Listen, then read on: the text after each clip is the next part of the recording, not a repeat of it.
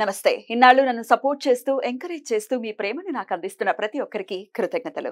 అలాగే ఈ వీడియో కూడా ఖచ్చితంగా మీకు ఉపయోగపడుతుంది. లైక్, షేర్ అండ్ సబ్స్క్రైబ్ చేసి మీ సపోర్ట్‌ని నాకు అందించండి. అలాగే ఈ వీడియో పట్ల మీకున్న అభిప్రాయాన్ని కామెంట్ సెక్షన్‌లో కామెంట్ చేసి తెలియజేయండి. ఇప్పుడు వీడియోని చూద్దాం. నమస్తే, వెల్కమ్ టు అవర్ ఛానల్. నేను పద్మిని. ప్రస్తుతంతో పాటు ప్రముఖ ఆధ్యాత్మికవేత్త, శ్రీ విద్య ఉపాసకురాలు, ఎనర్జీ వాస్తు స్పెషలిస్ట్ శ్రీమతి జయప్రద గారు మనతో పాటు ఉన్నారు. మాట్లాడదాం. జయప్రద గారు నమస్తే అండి. నమస్తే అమ్మా. శ్రీమాత్రే నమః.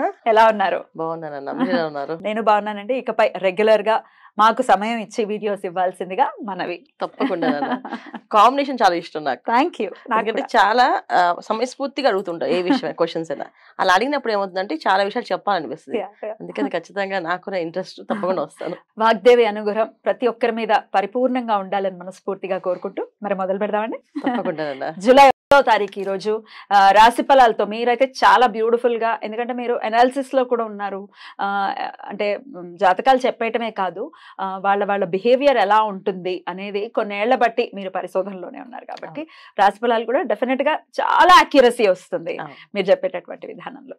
రైట్, ఇక జూలై 1 నుంచి చూసుకుంటే రకరకాల మార్పులు. అటు కాలసర్ప దోషంలోనే ఇప్పుడు గ్రహస్థితి ఉంది అని చెప్పుకోవచ్చు. అలాగే శని యొక్క వక్రం ఉంది, గురువు యొక్క అతిచారం ఉంది, మళ్ళీ కుజుడి వక్రం ఉంది. ఇట్లా రకరకాల గ్రహస్థితి. ఏమిటి ఇంత అలాగా మూకమ్మడి దాడి అంటారు కదా, అలానే ఉందా అనిపిస్తోంది. మరి ఏంటి ద్వాదశ రాశుల వాళ్ళకి ఎలా ఉంటుంది? ఈ విషయాలన్నీ ఒక్కసారి మీ ద్వారా. తప్పకుండా. అయితే మనకి గ్రహాల అనుగ్రహం లేదు అని అనుకుంటున్నాం కదా, దీనికి కారణం ఏంటంటే మనం చేస్తున్న కొన్ని తప్పిదాలు. సో మానవులుగా మనం పుట్టిన తర్వాత కొన్ని విషయాలు మనం నియంత్రణ లేకుండా చేసే ప్రతి ఒక్క పని ఇవాళ అవి విజృంభిస్తున్నాయి. ప్రకృతి విలయతాండవం చేస్తుంది మన మీద. ఎప్పుడు ఎటు నుంచి ఏది వస్తుందో అని చెప్పకుండా చేసేస్తున్నారు వాళ్ళు. ఎందుకు ఇలా చేస్తుందంటే దానికి కారణం కూడా మనమే. ఎందుకంటే అకాలంగా చెట్లు నరికేస్తున్నాం, అంటే అకాలంగా ఇష్టం వచ్చినట్టుగా విసర్జన చేయడం, ఎక్కడ పడితే అక్కడ మాట్లాడడం, ఇష్టం వచ్చినట్టు మన మనుషుల్ని హీనంగా మాట్లాడడం. అంటే మానవుడిగా పుట్టాక, ఒక మనిషిగా పుట్టాక ఫస్ట్ మనిషిగా ఉన్నప్పుడు ఇంక తోటి మనిషిని గౌరవించాలి, తోటి మనిషిని హీనంగా మాట్లాడకూడదు. కానీ ఆ లక్షణాలు ఏమి పెట్టుకోకుండా మాకున్నది ఇంత అని గర్వంతో వెళ్ళిపోయిన వాళ్ళు, గర్వంతో ఎగిరే వాళ్ళు, గర్వంతో ఉన్న వాళ్ళకి ఇవన్నీ కూడా శిక్షలు. అంటే ఇప్పుడు ఏం చేస్తే పెద్దవాళ్ళు చేసిన ఏవైతే పుణ్యం ఉంటుందో అది పిల్లలకి వస్తుంది. మరి పెద్దవాళ్ళు చేసిన పాపం కూడా పిల్లలకి వస్తుంది కదా. ఒకప్పుడు ఎప్పుడో మనం చేసిన ప్రతి ఒక్క చర్యకి ఇవాళ మనం అనుభవిస్తున్నాం. ప్రతి చర్య అనమాట. అది ఎలా తీసుకుంటుందంటే ఇంకా విధ్వంసం చేస్తుంది. ఇప్పుడు మనకి కోపం వస్తే మనం నష్టపోతాం, మన కుటుంబం నష్టపోతుంది. ప్రకృతి కోపం వస్తే ప్రపంచము అల్లాడిపోతుంది. ఇది ప్రస్తుతం ఉన్న గ్రహస్థితి. ఇప్పుడు గ్రహ గమనాలు అన్ని కొన్నా మనకి ఎప్పుడు ఏది ఎలా నడుస్తుంది అనేది చెప్పడానికి లేకుండా ఉంది. ఇప్పుడు రాశి ఫలాలు మనం తీసుకుంటే మాస ఫలితాల్లో ఇప్పుడు కుజుడు అనుకూలంగా లేడు, రవి అనుకూలంగా లేడు, శుక్రుడు అనుకూలంగా లేడు, బుధుడు అనుకూలంగా లేడు. ఎవరికి వీళ్ళకి ఈ బుధుడు అనుగ్రహం ఉంది అంటే వాళ్ళకి బుధుడు అనుగ్రహం లేదు, వీళ్ళకి శుక్రుడు అనుగ్రహం ఉంది అంటే వీళ్ళకి శుక్రుడు అనుగ్రహం లేదు. అలా ప్రతి ఒక్కరికి ఒక్కొక్క రాశికి వీడు ఒక గ్రహమే అనుకూలం. అంటే ఈ మాసంలో మనం ఒక గ్రహం మాత్రం అనుకూలంగా ఉంది ఒక్కొక్క రాశికి. అది కూడా మిశ్రమ ఫలితాల్లో, పూర్తి ఫలితాల్లో కాదు. దీనికి మనం ఏం చేయాలి అంటే భగవంతు ప్రార్థన. మనం మనిషిగా పుట్టినప్పుడు మనం చేయాల్సిన ధర్మం ఏది ఉంది? తోటి మనిషిని హీనంగా చూడకుండా, తోటి మనిషితో మంచిగా మాట్లాడి, వాళ్ళు ఎవరో ఏంటో పక్కన పెడితే మనిషి ముందు ఆ విధంగా మనం ముందుకు వెళితే అన్ని కూడా మనకి ప్రశాంతంగా జరుగుతాయి.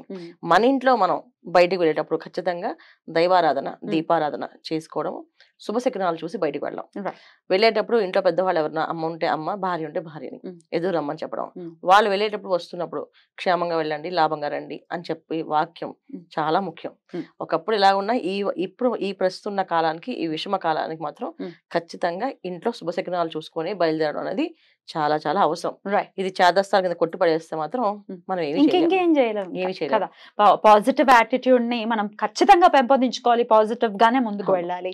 ఎందుకంటే చాలా భయానకమైనటువంటి ఇవాళ కూడా చూసుకుంటే అక్కడ ఫైర్ యాక్సిడెంట్ జరిగింది ఇక్కడ జస్ట్ మనకి హైదరాబాద్ దగ్గరలోనే, లింగంపల్లి దగ్గరలో జరిగింది ఫ్యాక్టరీ. సో ఎక్కడ చూసినా వార్త అనేది ఏదైనా వస్తుందంటే అది భయం వేసేస్తుంది, ఏం జరిగిందిరా ఏం జరిగిందిరా.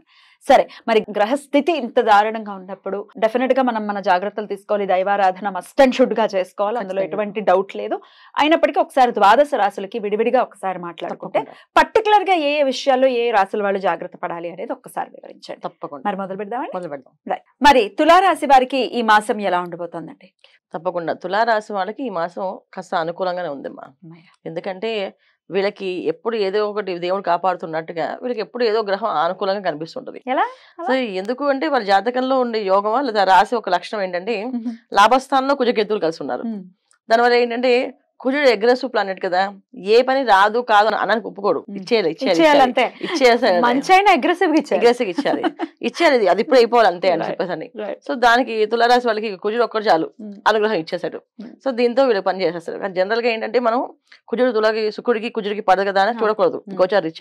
గోచారీత్యా రాశిలో ఎవరున్నారు వాళ్ళు ఏ స్థానంలో ఉన్నారు ఆ స్థానం వీళ్ళు ఫలిస్తుంది. సో ఎప్పుడైతే లాభస్థానంలో కుజకేతులు ఉన్నారో కుజుడు వెళ్ళి శని చూస్తున్నాడు, కుజుడు వెళ్ళి రాహుని చూస్తున్నాడు, మొత్తం అన్ని ఫలితాలు ఆయన ఇచ్చేస్తాడు. తీసేసుకోండి మొత్తం ఫలితాలు ఇవ్వాల్సింది వాళ్ళకి అని చెప్పేసి. సో దానివల్ల ఏంటంటే తులారాశి వాళ్ళకి అన్ని పనులు అనుకూలంగా జరుగుతాయి. అయితే ఏంటంటే ధనం చేతిలో ఉండదు, వీళ్ళకి ఖర్చు విపరీతంగా ఉంటుంది, పనులు అయితే అవుతాయి. వివాహ ప్రయత్నం చేస్తారు, వివాహాలు కుదరడము, వివాహాల కోసం అన్ని ఏర్పాటు చేసుకోవడం, తర్వాత ఇల్లు కొనుక్కునే వాళ్ళకి ఇల్లు కొనుక్కునే అవకాశము, స్థలం కొనాలని స్థలం కొనుక్కోవడానికి, దీనికి డబ్బులు కావాలంటే వస్తారు 10 మంది ఇవ్వడానికి అప్పులు. అయితే అప్పు తీసుకునే ముందు మనం జాతకాన్ని పరిశీలించుకోవాలి. ఎందుకంటే మన పర్సనల్ జాతకంలో ఆ యోగం ఉందా లేదా, గృహయోగం ఉందా లేదా. గృహయోగం ఉండి తీసుకుంటే ఆ దశ అంత దశ కొని బాగుందని చూసుకోవాలి. గృహయోగం ఉన్న దశ అంత దశ బాగాలేవనుకోండి ఆ గృహం మనకి భారంగా మారుతుంది. దశలు అంత దశలు కొన్ని బాగున్నాయంటే ఇక్కడ వీళ్ళు గృహం కొనుక్కోవడానికి గోచారీత్యా వచ్చే ఫలితాలు వాళ్ళ జాతకంలో వచ్చే ఫలితాలు అన్ని కలిపి 200% పనిచేస్తాయి. జాతకంలో యోగాలు లేనప్పుడు ఇలాంటి పనులు చేయకూడదు. దానివల్ల ఏంటంటే ఇవాళ మనకి బాగున్నప్పటికీ రేపు దానికి వడ్డీ పడుతుంది, వడ్డీకి చక్ర వడ్డీ అన్నట్టు మన మీద ఎక్కువగా భారం పడుతుంది. అందుకని అప్పుల జోలికి వెళ్ళకూడదు. అప్పులు చేయాల్సిన పరిస్థితి వస్తే అది ఎందుకు చేయాలనేది జాతకం పరిశీలించి కంపల్సరీగా చూసుకోవాల్సింది. చూడకుండా అప్పు మొత్తం చేయకూడదు. అది వ్యాపారానికైనా వివాహానికైనా ఇంట్లో ఆరోగ్య సమస్య ఉంది ఆరోగ్యం కోసమైనా సరే చేయకూడదు. దానివల్ల చాలా ఇబ్బంది అనేది ఎదుర్కోవాల్సి వస్తుంది. ఇది తులారాశి వాళ్ళకి ఈ మాసంలో ముఖ్యమైన విషయం. మొత్తానికి మంచి ఫలితాలే ఉండబోతున్నాయి. 100% వారికి అనుకూలించేటటువంటి పరిస్థితి ఉంది. అతి తక్కువ అంటే సింహరాశి వారికి ఒక ఇంత బాగుందన్నారు, మళ్ళీ తులారాశి వారికి కొంచెం బాగుంది అని అంటున్నారు. కాబట్టి వినడానికి డెఫినెట్ గా హ్యాపీ అయ్యేది. అయినప్పటికీ దేవతారాధన ఏం చేసుకోవాలి తులారాశి వాళ్ళు? లక్ష్మీ నరసింహస్వామిని ఆరాధించుకోవడం, లక్ష్మీ నరసింహస్వామి పూజ చేయడం, మంగళవారం శుక్రవారం లక్ష్మీ నరసింహస్వామి గుడికి వెళ్ళడం, 21 ప్రదక్షిణాలు చేయడం. ఇది చేయడం వల్ల పిల్లలు ప్రశాంతంగా ఇంట్లో ఎటువంటి ఇబ్బందులు ప్రమాదాలు జరగకుండా ఉంటారు. ఎందుకంటే పిల్లల విషయంలో కాస్త మనం అజాగ్రత్త తీసుకోవడం లేదు. తులారాశి వాళ్ళు పిల్లల విషయంలో జాగ్రత్తగా ఉండాల్సిన అవసరం ఉంది, వాళ్ళ తల్లిదండ్రుల విషయంలో జాగ్రత్తగా ఉండాల్సిన అవసరం ఉంది. ఈ రెండు కూడా అనుకూలంగా ఉంటుంది. వీళ్ళ ఆరోగ్యం అన్నిటికంటే అనుకూలంగా ఉంటుంది. ఎందుకంటే అష్టమ స్థానంలో శుక్రుడు వీళ్ళకి, రాశాధిపతి అష్టమ స్థానంలో శుభగ్రహం వెళ్ళి పాపస్థానంలో ఉంటే ఖచ్చితంగా ఇబ్బంది పడతాం. వృషభ రాశి వాళ్ళకి అష్టమ స్థానం అయింది, దాంట్లో శుక్రుడు శుభగ్రహం అయినప్పటికీ కూడా అది అష్టమ భావం కదా. అష్టమ భావం శుక్రుడు ఎప్పుడైతే ఉన్నాడో కాస్త సుఖాలను దూరం అవుతాయి. సుఖం దూరం అవ్వడం అంటే ఎలా చేసుకుంటాం దూరం? మనం ఆరోగ్య విషయంలో దూరం చేసుకోవచ్చు, మన సంతాన విషయంలో ఏదైతే అయితే మన సుఖం అనేది దూరం అయిపోతాం. ఆటోమేటిక్గా వాళ్ళ కోసం ఆతృత పడుతూ ఆవేదన పడుతూ ఉంటాం. కనుక ఖచ్చితంగా లక్ష్మీ నరసింహస్వామిని ఆరాధించడం వల్ల ఎటువంటి ప్రమాదాలు జరగకుండా ఇంట్లో ప్రశాంతమైన వాతావరణం కల్పిస్తుంది. అలా కల్పించాలి. తులారాశి వారికి బాగుండాలి.